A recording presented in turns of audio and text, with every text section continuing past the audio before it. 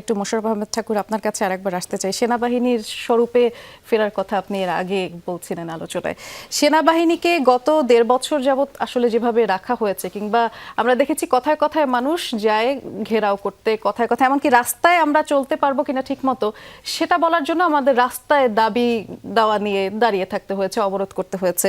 তখন আমরা সেনাবাহিনীর তেমন কোনো ভূমিকা চোখে দেখিনি, তবে এই নির্বাচনের সময় দেখলাম যে তারা স্বরূপে ফিরেছে এবং কোনো ধরনের বিশৃঙ্খলা দেখলে তারা অ্যাকশনও নিচ্ছে। আপনার দল যদি সরকার গঠন করে সেক্ষেত্রে সেনাবাহিনীর ভূমিকা নিশ্চয়ই এরকম থাকবে বলে আশা করা যাচ্ছে, এ ব্যাপারে কি বলবেন? ধন্যবাদ আপনাকে। সেনাবাহিনী বাংলাদেশে চলে আর্মি অ্যাক্ট 1952 অনুযায়ী। আমরা এই আইনটাকে এন্ডোর্স করেছি আমাদের সংবিধান। তো সেই ক্ষেত্রে আমি আপনাকে বলি, গত ১.৫ বছর ডক্টর ইউনূসের সফলতা ব্যর্থতার মধ্যে সবচেয়ে বড় ব্যর্থতা, তিনি সেনাবাহিনীকে অনবোর্ড করতে পারেন নাই, সেনাবাহিনীকে তার সাথে মার্জ করাতে পারেননি এটা, এবং সেনাবাহিনীকে একরকম নিষ্ক্রিয় করে রাখা হয়েছিল। এবং ডক্টর আসিফ নজরুলের একটা কথোপকথন আছে যে আর চিন্তা করে না আসিফ মাহমুদের সাথে, যে আরে রাখো সেনাবাহিনীকে রাখছি মাঠে, কয়দিন পরে এগুলাকে এমনি মানুষ থাপড়াইব রাস্তায় ফেলাইয়া। নিউ পন্ড সুপার লাইট জেল নতুন সেরা হায়ামিনো ফর্মুলার সাথে যা দেয় 10x হাইড্রেশন, মিরাকলস হ্যাপেন। তো এইটা একটা কথোপকথন ছিল।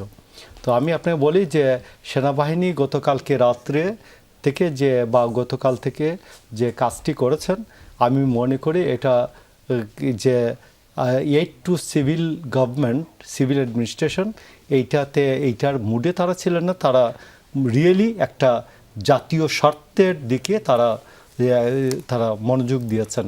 যেমন যুদ্ধকালীন সময় যেমন সেনাবাহিনীর একটা নিজস্ব ক্ষমতা থাকে, তো এই বাংলাদেশে এটাকে বিশেষ একটা জরুরি অবস্থার মতো এরকম। বাংলাদেশে আমি আপনাকে বলছি যে সেনাবাহিনী স্বমহিমায় বেগম খালেদা জিয়ার সময় উদ্ভাসিত ছিল, জিয়াউর রহমানের সময় উদ্ভাসিত ছিল, স্বমহিমায় উদ্ভাসিত ছিল, এবং সেনাবাহিনীকে স্বাধীনভাবে এবং বিকশিত হওয়ার ক্ষেত্রে জিয়াউর রহমানের যে অবদান আছে, এটা স্মরণ রেখেই তারেক রহমান দেশনেত্রী বেগম খালেদা জিয়া এবং জিয়াউর রহমানকে মনে রেখে সেনাবাহিনীকে আরও উন্নত করবেন, আরও প্রশিক্ষিত করবেন, আরও বিকশিত করবেন। এটা হলো আমার প্রত্যাশা। জি। আর এইবার আপনাকে আমি একটা প্রাসঙ্গিক বিষয় আপনাকে মনে করিয়ে দিতে চাই। বাংলাদেশে এই ইলেকশনে একটা নতুন বিষয় আসছে। বিষয়টা হচ্ছে যে ধর্মীয় মূল্যবোধ, রাজনীতিতে ধর্মীয় মূল্যবোধ আর রাজনীতিতে সাম্প্রদায়িকতা এক জিনিস না। বাংলাদেশের মানুষ প্রমাণ করেছেন, বাংলাদেশের শীর্ষ আলেমরা প্রমাণ করেছেন যে ধর্মীয় মূল্যবোধ, আমি আসসালামু আলাইকুম বলি আমার দুই ভাইকে বলি, মাহবুব ভাইকে বলি যে সম্মান করি, এর অর্থ এই না আমি সাম্প্রদায়িকতাকে পছন্দ করি।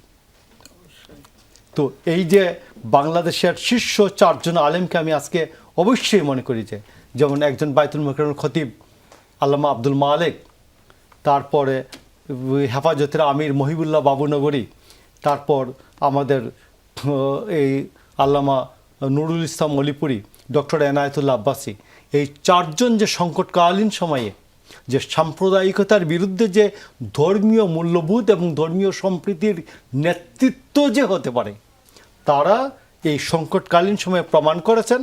যার ফলে আমি আপনাকে বলি যে জামায়াতে যে সাম্প্রদায়িক হিংস্রতার দাঁত বের করেছিলেন, এটা পারেন নাই। তো এই জন্য আমি আপনাকে বলি, এবং আপনি দেখেন জামাতের এক একজন মৌলানার নাম দেখেন না, জামাতের এক একটা মৌলানার নাম কি? একজন মৌলানার নাম হচ্ছে আল্লামা শফিকুর রহমান ডাক্তার, আমার ভাই আবার খেবেন না, আর ডাক্তার আবু তাহের, আল্লামা আবু তাহের, তারপরে কি নাম যে মিয়া গুলাম পারওয়ার আল্লামা মুফতি, তারপর পিনাকি ভট্টাচার্য, ফ্রান্সে বসবাসরত মুফতি মৌলানা আল্লামা পিনাকি ভট্টাচার্য। এই 4 জনের কথাকে প্রত্যাখ্যান করে বাংলাদেশের মানুষ এই আলেমের দিন 4 জন যে বললাম, এদের কথাকে সত্য মনেছেন, এবং বাংলাদেশের শীর্ষ আলেমরা বলেছেন যে বাংলাদেশের আলেম উলামাদের ঈমান এবং আকীদা বিএনপির কাছে অনেক বেশি নিরাপদ। তো এই জন্য আমি মনে করি তারা যে এই সিদ্ধান্তটা দিতে পেরেছেন, এই সময়ে যে ধর্মীয় মূল্যবোধ এবং সম্প্রীতির সাম্প্রদায়িকতার বিরুদ্ধে, সাম্প্রদায়িকতার রাজনীতির বিরুদ্ধে আমি এদেরকে অবশ্যই আজকে আমি ধন্যবাদ জানাবো। আর একটা আপনাকে মনে রাখতে হবে যে বুকিশ পিপলদের কিছু কিছু জিনিস একেবারেই অগ্রহণযোগ্য। আমি আপনাকে বলি, আমি 2014 সালের পর 2বার জেলে গেছি। আমি ডিবিতে 3 দিন করে রিমান্ডে ছিলাম।